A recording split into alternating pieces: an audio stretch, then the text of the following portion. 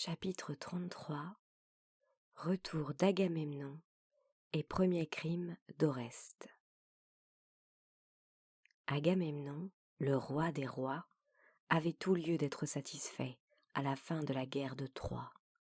Commandant en chef de l'armée grecque, il pouvait s'attribuer le mérite de la victoire. Cela lui avait permis de s'approprier une large part du butin trouvé dans la ville, ainsi qu'un grand nombre de prisonnières. Parmi elles figurait la plus belle des filles du roi Priam, Cassandre, qui, vous vous en souvenez, avait reçu des dieux le don de prédire l'avenir, mais pas celui de se faire écouter. C'est donc avec Cassandre, ses troupes et son butin, qu'Agamemnon s'embarqua sur les 100 navires de sa flotte pour rentrer dans son royaume de Mycène. Il était heureux à la pensée d'y retrouver bientôt sa femme, Clytemnestre, et les 2 enfants qu'il leur restait depuis la disparition d'Iphigénie. Électre, âgé de 15 ans, et Oreste, âgé de 10. Mais Agamemnon appartenait à une famille maudite, la famille des Atrides. Le premier de la lignée avait été Tantale, condamné au supplice éternel pour avoir servi son fils, Pélops, à un repas donné en l'honneur de quelque dieu. La fille de Tantale, Niobé, après avoir vu périr ses 14 enfants sous les flèches d'Apollon et de Diane, avait été changée en statue de pierre. 2 autres descendants de Tantale, Atrée, père d'Agamemnon et de Ménélas, et son jeune frère, Thyeste, avaient brillamment maintenu la tradition familiale. Thyeste ayant séduit l'épouse d'Atrée, celui-ci fit manger à son frère, au cours d'un festin, le corps de ses propres enfants. Enfin, au début de la guerre de Troie, Agamemnon lui-même avait dû, à Aulis, sacrifier sa fille, Iphigénie, à Diane, pour permettre à la flotte grecque d'appareiller. Mais il y avait longtemps qu'il ne pensait plus à ce malheureux incident, lorsqu'en compagnie de Cassandre, il s'embarqua à Troie pour rentrer à Mycène. Pendant les premiers jours de la traversée, Cassandre passa son temps à pleurer la destruction de son pays. Puis, peu à peu, sensible au prestige d'Agamemnon et aux attentions qu'il avait pour elle, elle commença à éprouver pour lui, sinon de l'amour, tout au moins une certaine affection. Elle lui fit donc part de ses pressentiments funestes. « Ne retourne pas chez toi, lui dit-elle. C'est la mort qui t'y attend. Si, malgré mes avertissements, tu t'obstines à entrer dans ton royaume, méfie-toi de ta femme, Clytemnestre. » Agamemnon mit ses propos sur le compte du pessimisme légendaire de Cassandre et des sentiments de jalousie féminine que, dans sa vanité de séducteur, il lui attribuait. Ne prêtant donc pas l'oreille aux prédictions de Cassandre, il poursuivit son voyage. Avant d'en poursuivre le récit, je dois m'interrompre quelques instants pour vous parler de Clytemnestre, qui va y jouer un rôle important et néfaste. Clytemnestre, fille de l'infortunée Léda, était la sœur jumelle de la belle Hélène. Grande, distinguée, elle avait les cheveux très noirs, la peau très blanche et les lèvres très rouges. Mais elle était osseuse, avec une expression dure. De caractère, elle était acariâtre, autoritaire, agressive et jalouse. Souvent, les amis d'Agamemnon le plaignaient d'avoir une telle épouse. Il leur répondait alors avec philosophie. « Que voulez-vous ? Aucune femme n'est parfaite. Et tout compte fait, je préfère une femme désagréable mais fidèle, comme Clytemnestre, à une femme charmante mais frivole, comme Hélène. » Agamemnon avait raison de penser qu'aucune femme ne peut avoir toutes les qualités. Mais il avait tort d'ignorer que certaines d'entre elles peuvent avoir tous les défauts. La sienne appartenait malheureusement à cette catégorie et ne tarda pas à le prouver. Clytemnestre avait un motif valable pour en vouloir à son mari.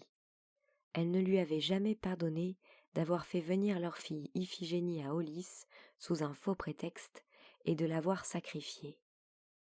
À l'époque, d'ailleurs, elle avait menacé Agamemnon de le punir un jour. Mais elle avait aussi une seconde raison, moins honorable, de voir d'un mauvais œil le retour d'Agamemnon.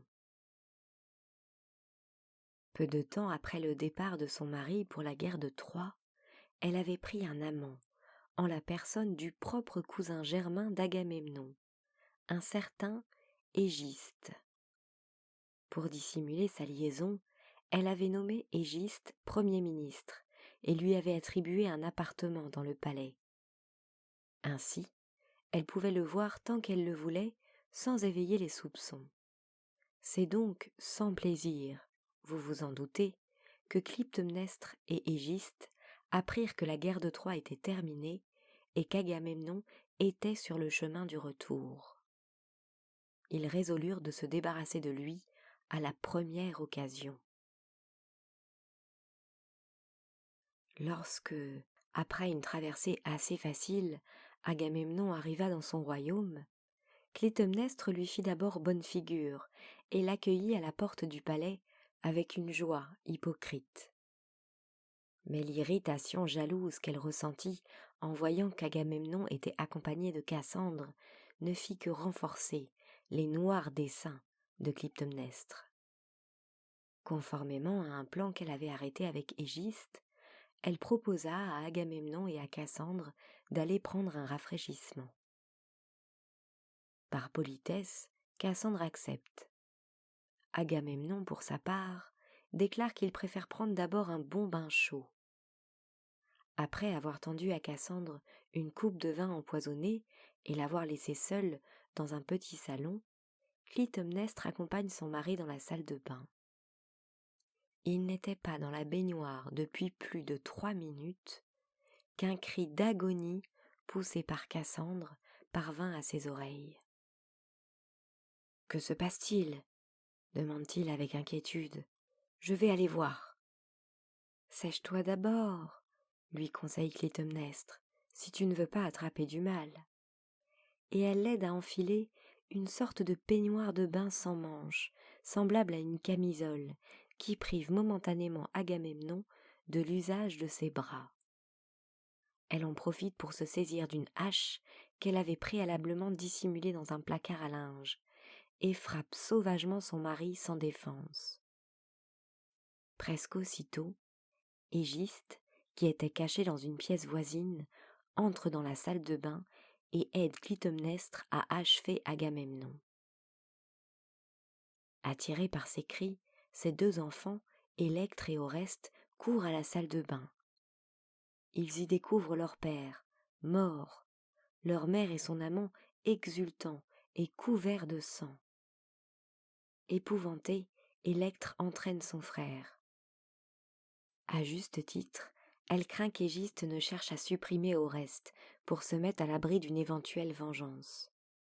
Elle sort donc du palais et confie son frère à un serviteur fidèle en lui demandant de conduire l'enfant chez un de ses oncles, roi d'un pays voisin. Puis, elle rentre au palais, où Clytemnestre vient d'annoncer au personnel le décès accidentel d'Agamemnon et de Cassandre. Pendant 8 ans, Clytemnestre et Égiste, débarrassés d'un mari gênant, savourèrent en toute tranquillité les fruits de leur crime. En toute tranquillité ? Pas tout à fait, car ils avaient continuellement sous les yeux, en la personne d'Électre, une accusatrice muette mais farouche, et ils craignaient en outre de voir apparaître un jour Oreste, décidé à venger son père. Oreste avait été bien accueilli par son oncle, et s'était lié d'une profonde amitié avec son cousin Pylade, du même âge que lui. Il ne pouvait oublier la scène du meurtre de son père et songeait souvent à en tirer vengeance. Cependant, il hésitait à porter la main sur sa mère.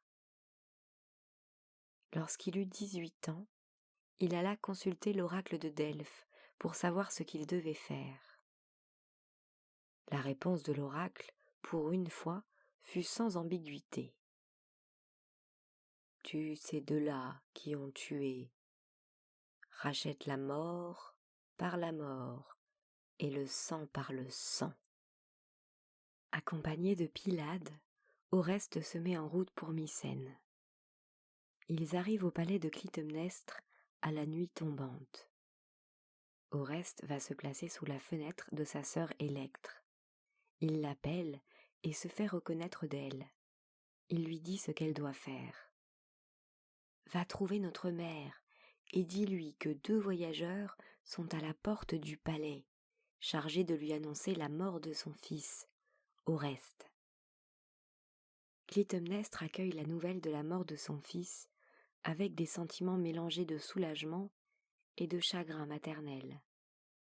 Désireuse d'en savoir davantage, elle ordonne qu'on fasse entrer dans sa chambre les 2 voyageurs. Ils entrent en dissimulant leur visage dans les plis de leur tunique. Lorsque les serviteurs se sont retirés, Oreste se dévoile. Son visage est farouche, et sa main, un peu tremblante, serre un poignard. Clytemnestre reconnaît son fils et devine ses intentions. Elle pourrait encore appeler ses gardes, mais elle s'en abstient. Dégrafant sa tunique, elle découvre sa poitrine et d'une voix émue s'adresse à son fils. « Voici le sein qui t'a nourri. Perce-le si tu en as le courage. » Oreste hésite un instant. Mais voici que la porte s'ouvre et qu'Égiste entre dans la chambre. En le voyant, Oreste ne pense plus qu'à venger son père. Sans pitié, il égorge Égiste et poignarde sa mère. Avant de mourir, Clytemnestre a le temps de murmurer. « Étrange chose que d'être mère. En dépit du mal qu'ils vous font, on ne peut haïr ses enfants. » Le crime d'Oreste provoqua chez les hommes comme chez les dieux des mouvements divers. On l'approuvait d'avoir vengé son père, mais on le blâmait d'avoir tué sa mère. Chez Jupiter, c'est la réprobation qui l'emporta, et il décida de punir Oreste. Il confia cette mission à 3 divinités spécialisées dans ce genre de travail, qu'on appelait les Furies vengeresses. Ces 3 sœurs, que les Grecs se représentaient comme des femmes, aux yeux injectés de sang, à la bouche écumante et à la chevelure faite de serpents, se mettaient aux trousses des criminels que Jupiter leur avait désignés, les accablaient de remords et d'angoisse, ne leur laissant pas de répit, jusqu'à ce qu'ils eussent sombré dans la folie ou le suicide. Poursuivi par les furies vengeresses, Oreste prit à nouveau le chemin de l'exil. Il erra longtemps, de pays en pays, sans pouvoir jamais trouver le repos. Pris de pitié pour lui, Apollon obtint enfin de Jupiter qu'il convoquât le tribunal des dieux et qu'il y fit comparaître Oreste, en lui donnant la possibilité de se défendre. Ce tribunal était composé des 12 grands dieux de l'Olympe.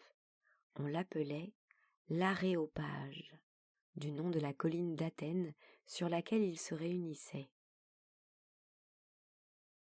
L'un des membres du tribunal jouait le rôle d'accusateur public, et un autre faisait fonction d'avocat de la défense.